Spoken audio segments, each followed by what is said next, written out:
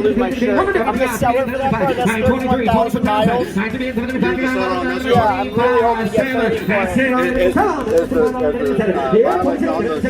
No. That's all right. Down if you wanted to know. All right, got you, 30.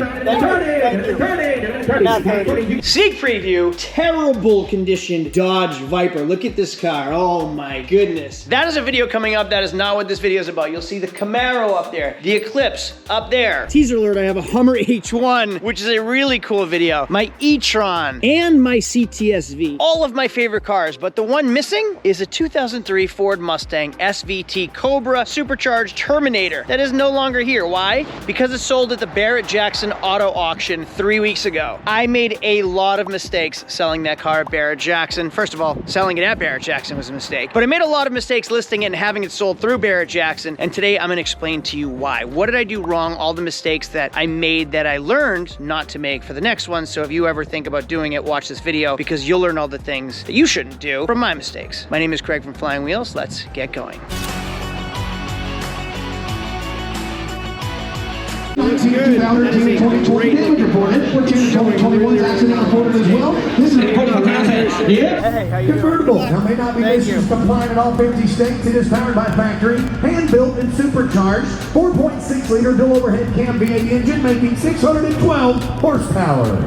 So, $30,000 neutral. All right, somebody got a good deal on that car. There she goes. All right, sold for 30. That is my break even. So all that work was for show, really. But I feel relieved that I did not lose money. So we got 30 minus 8%. So figure 3 grand to round up. Minus 1,200, so 27. Minus 1,200 would be 25.8 plus shipping. Oh God, I lost money. I'm gonna do the numbers in a little bit. Let's forget about it and move on. We'll go to the auction and see what we can come up with. I'm told everything's soft here today. So back in January, I bought a really cool, like one of the coolest Cobra Mustang convertibles that I've ever had. It was a 2003 Supercharged SVT Cobra with 31,000 original miles. It sat here in the snow on decent days and it sat in the garage on really snowy days. And unfortunately, I didn't get to enjoy that car, not even one single bit, because I'm not about to take a 31,000 mile, like really clean collector car out on salty roads in New Hampshire. It's just not gonna happen. So I listed it for sale on my website for $35,000, which is actually a pretty fair price for the car, but it's winter. No one's thinking about Mustang convertibles in January, February, or even into March. Now in January, I was at the Mecum Auto Auction. To be quite honest with you, prices were through the roof. So I thought to myself, hey, I just bought this Cobra. Barrett Jackson is coming up in April. Let's try to sell the Cobra at Barrett Jackson and see how we do. Now the first problem, just like Bring a Trailer, it's a really long process to have your car sold on Bring a Trailer or Barrett Jackson. They need photos of the car. They need descriptions of the car. They need a copy of the title front and back. They need my dealer's license, my tax ID number. Like they really gave me the runaround to get this car approved for the Barrett Jackson auction. And they gave me like a rough idea of what it should sell for. Now the cars at Barrett Jackson are sold with no reserve, meaning the highest bidder gets this car. So it's taken me 3 months of process of sending them photographs, sending them descriptions, sending them documentation, all in hopes that I make money on this car because there's no guarantees. Barrett Jackson will make money because they don't own the car and they'll get a commission for selling it. They'll get a buyer's fee. They'll get a consignment fee. They'll make money no matter what the price is. So they don't really care about me. They just care about having the car there and selling it to the highest bidder, and that's it. Now let me get into my Hummer and we'll talk a little bit more in here. Teaser, this is a real fun video that's coming up pretty soon thanks to Florida. Now because the car was being listed through Barrett Jackson, I didn't really want to sell it here because I don't want to lose like my name at Barrett Jackson. If I get a number there and then I back out, I've already paid them $1,200 as a consignment fee. So as soon as they approve it, I send them my card information. They ran my card for $1,200. Now it was originally supposed to be $800, and here's the first mistake that I made. They told me it was $800 to consign it. They sent me the contract. It said $1,200. I called and they said, oh, we gave you a better number than we had originally thought we were gonna give you. You definitely want the better number. It's worth the extra $400. So I said, great, that's awesome. I know that actually. I know there's like better days to run at Barrett Jackson and Mecum. There's better times to run. Now, if you think about it, when people are bidding, like they don't get there right away. They need to be lubricated, okay? They need to warm themselves up. They need to get into the bidding. They need to maybe have a couple drinks before they start start bidding. They need to go out and look around. They need to be there to bid. And when you get there in the morning, you're kind of just warming yourself up. You're looking around a little bit. As a seller, you don't want to have a car run through the first thing in the morning because people just aren't ready to buy right there. They're not there to go spend all their money right away. They want to see what else is out there. Towards the end of the day, now they want to be part of the action, and then maybe they're with their girlfriend, they want to impress them, they've had a couple drinks, they start raising their hand because they see everybody else raising their hand. That's why, as a seller, we pay a premium to get a better number. Well, my problem number one is that my premium number was on a Friday, not a Thursday, which is good, but my car ran through. So the auction started at 11. Like, the numbers weren't that great, so I didn't get a really good number, a premium number. I would still consider that an $800 number, even though I was charged $1,200. Now, that was my first mistake. Now, look at this Hummer, for example. If I turn the key on, you'll see that it has 2,005 miles. That is tremendous. Now, my Mustang had 31,000 miles. That is also tremendous. A huge part of the value in a car is the mileage. If I have a 2003 Cobra with 100,000 miles, it's worth a lot less than a 2003 Cobra with 31,000 miles. And me as a buyer would be willing to pay more for a 31,000 mile car. Me as a buyer would pay way less for a 100,000 mile car. And if I don't know the mileage, I might even stay away from the car, or I would just take into consideration it might have high mileage and base my price around that. Well, what happened to Barrett Jackson was they didn't list my mileage. I'm the seller for that car. That's 31,000 miles. Yeah, I'm really hoping to get 30 for it.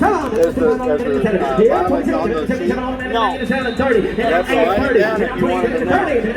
So I gave them the description, I gave them the upgrades, I gave them the options of the car, and I gave them the mileage. Well, in the description, they didn't write the mileage. So nobody looking online, nobody looking at the catalog, like the actual book, knew what the mileage of the car was. This was the description of the car listed in the manual, and you'll see there was no mileage listed. Now here comes the problem right after that. When my car is sitting under the tent outside for 3 days, they keep the keys so people can't take the keys from the car. So nobody can figure out what that mileage is. So as a buyer, when I'm running around the auction looking at cars, I can't turn the ignition on to see what the mileage is. And they didn't write it in the description, so nobody knows what kind of mileage this car has, even if they're interested in it. Now here's the bigger problem. Because it wasn't written in the description and it wasn't in the catalog, the auctioneer can't even announce what the mileage is. Now nobody knows what the mileage is when they look at it at the beginning. Nobody knows what the mileage is when it's running up on the auction block, and then the auctioneer doesn't even announce the mileage when it's being run through. And it's a huge factor when considering what the value and the price you're willing to pay is on that car. So somebody bought that car not knowing potentially what the mileage was, and that is tremendous. That would have stopped bidders from buying this car. Now here's another problem. Nobody knows that car, right? So they had one photo in the catalog. It's not like Bring a Trailer when you have a really detailed description and really detailed photos of every single angle and every single wheel and tire and interior and exterior and engine bay. It's not like that. It's one photo in a catalog that people are bidding off. So if you're not there in the lane or you hadn't looked at it previously, you don't know what this car is. You're going off one angle of one photo of one single car. It's really, really difficult to know what you're buying based off that. Now, while I was at the Barrett Jackson auction, I was in West Palm Beach, Florida, where I bought this Cadillac CTS-V with some of our Ferrari flip money. Why? Because that Mustang was our Ferrari flip car, and I was gonna use that $25,000 to get us to our $100,000 to buy a Ferrari. Well, here's the problem. I don't get paid on that Mustang for 30 days. So I bought myself a CTS-V. So I have $25,000 of the Mustang money waiting and sitting. I have $25,000 now tied up into the CTS-V. That's $50,000 right there. While I was at it, I went and bought myself this car, which I'm not gonna, that's kind of like a teaser. I'm not gonna get into it, but I did buy a Hummer too. So I was in West Palm Beach ready to buy a Ferrari. I was gonna sell the Mustang. I was gonna take that money, because if I sold it at a dealer auction, they give me a check that day when I give them the title. Not Barrett Jackson, 30 days minimum. I was gonna take that check, deposit it, go buy a Ferrari. Well, I didn't have the 25 grand, so I couldn't go buy the Ferrari because I didn't have the funds in my bank account, so I had to go buy something less expensive, not the Honda Fit, the CTS-V. So now I have 2 more cars that I have to sell before I can go buy a Ferrari. I was there, I was looking at a 2002 360 and I didn't have the money in the account to go buy it. Just kind of a bummer. Now here's my other mistake. I just got back from Florida. It's May. The weather's changing, it's beautiful. People are starting to think about toys. There are Mustang Cobra forums, there are Mustang Cobra Facebook pages. Like, there is a huge enthusiast group, and like just guys my age and older that are willing to pay premiums for this car. I sold this car for $30,000. I got $30,000 at the auction for this car, which is lucky. Like, I could have gotten $14,000 and sold it to the highest bidder, and I would have had to sell it, which is a huge bummer. I could have gotten more locally and not not had to pay the fees. So I'm talking 2 mistakes right now. Number 1 is just shipping it to Florida to even try it out. Because after I paid the $1,200 to ship it down there and the $1,200 consignment fee and then the 8%, I'm at about $5,000 in fees just to get the car sold, which basically puts me at my break-even point. So I stored that car all winter.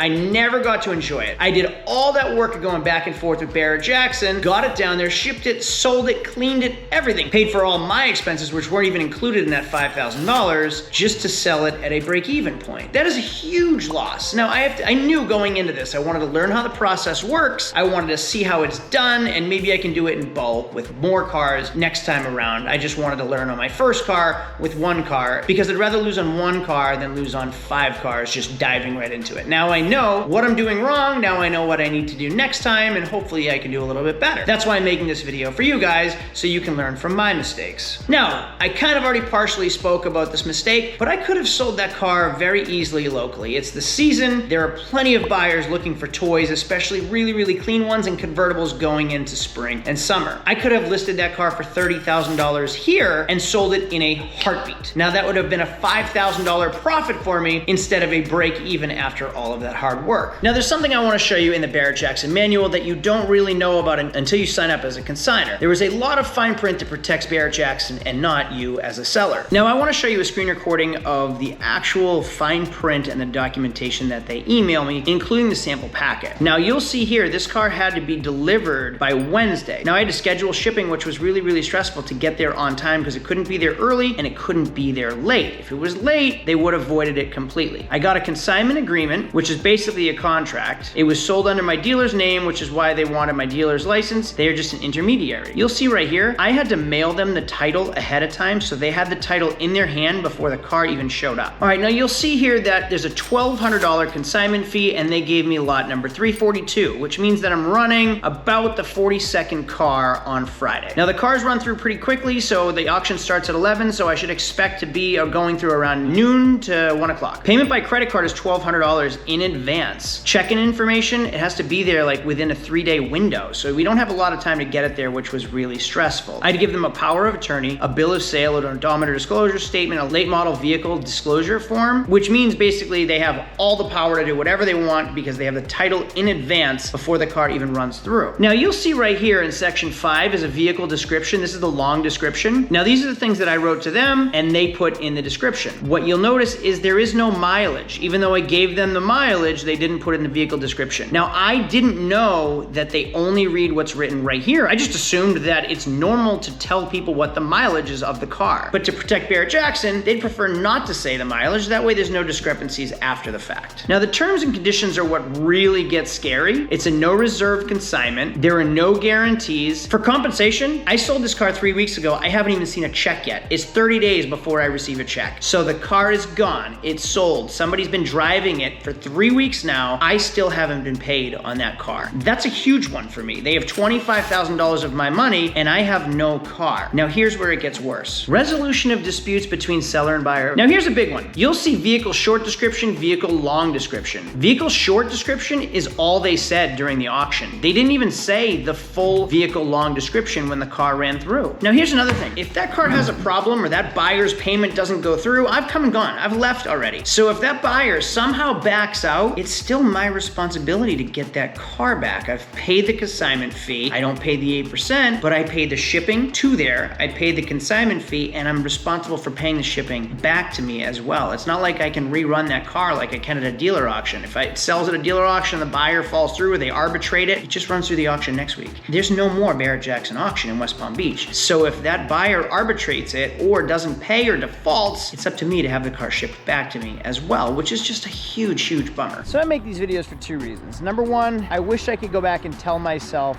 these things so I wouldn't make these mistakes. Like if I could watch this video before I went to Barrett Jackson, I wouldn't have made the mistakes and probably would have put more money in my pocket, which is why I make it. So hopefully if you ever think of doing these things, you don't make the mistakes that I have made. You can learn from my mistakes. That's why I make these videos. If it was educational, informative, entertaining, anything, just like thumbs ups are appreciated right down below. If you love car videos, anything car related, I do it all. Anything car related is what I do videos about. Subscribe down below. Thanks for watching. I'll see you later. Adios.